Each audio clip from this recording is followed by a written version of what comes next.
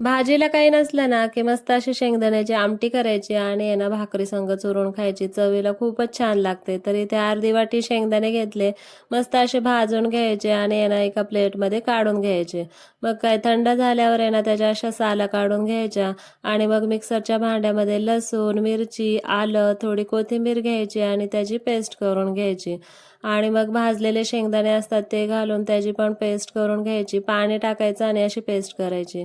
मग कढईमध्ये एक पळी तेल घालायचं, मोहरी, जिरी, कढीपत्ता तडतडून द्यायचा आणि मग हळद घालायची आणि केलेली पेस्ट याच्यामध्ये घालून द्यायची आणि थोडीशी परतून घ्यायची.